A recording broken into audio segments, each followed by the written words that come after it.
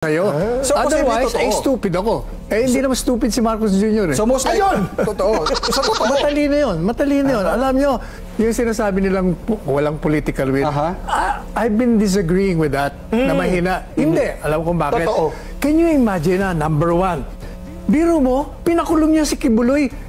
Pinapunta niya yung 3,000 mahigit na mga political pulis. will. Sa political will yun. Yeah. Isa pa. President Duterte. Biro mo, pinakulong niya si Duterte. Never kong na-imagine ang magagawa niya yun. Wow. Political will yun. Dating DDS at dating Chief Presidential Counsel ng dating President Duterte bumigay na, tinanggal na ang piring ng mata at bumigay kay Pangulong Bongbong Marcos. Halika, atin itong pag-usapan mga kaibigan. Una, kung ako naman si Marcos Jr., eh bakit naman kita kakausapin? Paano ang deniability ko? Kailangan marunong ka rin. Kailangan yung mga bata ko ang kakausap sa'yo.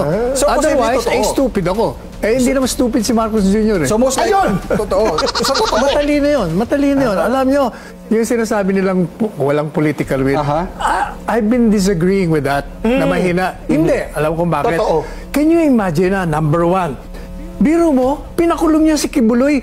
Pinapunta niya yung 3,000 mahigit na mga political pulis. will. Sa political will yun. Yeah. Isa pa. President Duterte. Biro mo, pinakulong niya si Duterte. Never kong na-imagine ang magagawa niya yun. Wow. Political will yun. Yung kanyang bulldog, si Torre, pagkatapos na sumunod sa kanya, hiniya niya. Pwede naman yung... Political will din yun. Political din yun. Ay, wow. Yan ang sinasabi ko. Kaya, huwag niyong i-underestimate itong maman, itong magaling to. In fairness, Sir Dexter, I agree. Diyan ako mag-agree kay Atty. Sal. Pero ang term ko ay hindi political will. Tuso. Ay, kasama na yun. Alam mo yung nakakainis, yung paulit-ulit na naririnig natin na mahina si Pangulong Bongbong Marcos. Wala siyang political will. Hindi niya kaya ang bigat ng gobyerno. Pero teka, bakit ganun? Bakit habang paulit-ulit nilang sinasabi yan, may mga lumalabas na senyales na kabaliktaran ito? Kung mahina ang isang pangulo, bakit lumalambot ang mga dating nagmamatigas? Kung mahina ang isang pangulo, bakit may mga opisyal na dati DDS to the core? Pero ngayon, unti-unting bumibitaw, bumibigay at mismong sila ang nagtatanggal ng piring sa kanilang mga mata patungkol kay Pangulong Bongbong Marcos. Huwag muna tayo dyan, may mas mabigat pa. Ang dating matitibay pero biglang tumiklop. Ilang taon nating naririnig yung mga pangalang akala mo hindi matitinag, mga dating tagapagtanggol ng nakaraang administrasyon. Ang dating Chief Presidential Counsel na si Atty. Sal Panelo, mga maingay dati pero ngayon, bakit parang naging tahimik? Bakit parang bumigay ang tindig nila? Bakit parang tinanggal na nila ang piring ng kanilang mga mata sa Pangulong Bongbong Marcos? Pero hindi dahil pinilit sila, kundi dahil may nakita silang hindi nila kayang i-deny. Habang sinasabi nilang mahina si Pangulong Marcos Jr., meron silang hindi napansin. Ang tunay na malakas, hindi nagsisigaw, gumagawa.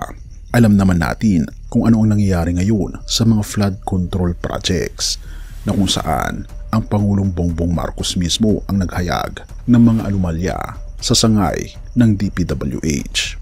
May mga pangalan katulad ni Atty. Sal Panelo na dati tinitingala sa DDS World, pero bakit parang natahimik? Bakit parang umaatras? At bakit parang biglang hindi makita sa eksena? Because this president is not who they think he is. Hindi siya yung tipo ng leader na magsisigaw sa podium, kundi si Pangulong Bongbong Marcos ay tumitindig sa katotohanan. At totoo ang sinasabi ni Atty. Sal Panelo. Totoo ang Biblia na ang mga mapagkumbaba ay iaangat ng ating Panginoon Diyos.